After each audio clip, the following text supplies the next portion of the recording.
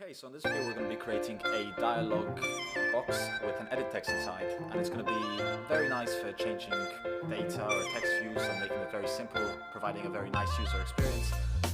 But let's get started immediately by going to our layout file and creating a new one, which is going to be another layout resource file, and we're going to name it EditText layout. And we're going to change it to a linear layout. And inside here we're going to add an edit text with a match parent and wrap content, and we're going to write a hint of enter some text here, and it's going to have an ID of ET_edit text with the text size of 16 sp, and we're going to give it a horizontal margin of 16 dp.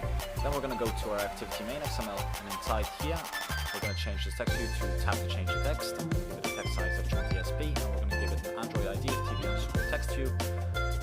And I believe that's all we have for main activity XML. Then we can actually go to our main activity, and inside here we are going to create a function called show edit text dialog, and we are going to add some content to this function down here.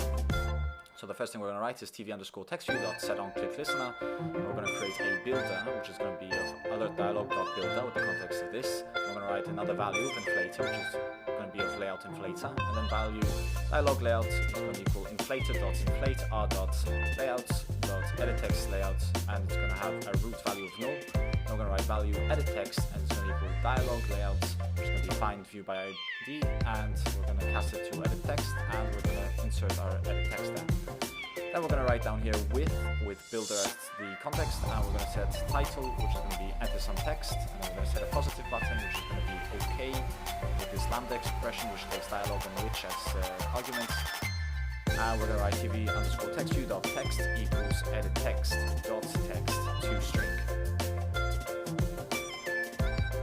Then we can write set negative button, which is going to be cancel, and this is just going to be essentially the same thing as the positive button, but it's going to just log that the negative button has been clicked, and it will cancel the dialog box. Then we're going to set the view to dialog layouts, and we're going to write show. And that's all you essentially need to create a dialog box with an edit text inside, and as soon as you tap on that text, you can add some text, and it will just pop up in the text view. And it's very efficient, it's very nice for user experience, of course, and yeah, actually, that's all there is to doing this. And if there's any other video you'd like me to create, just leave it in the comment section below, and I will work on it. But see you in another video.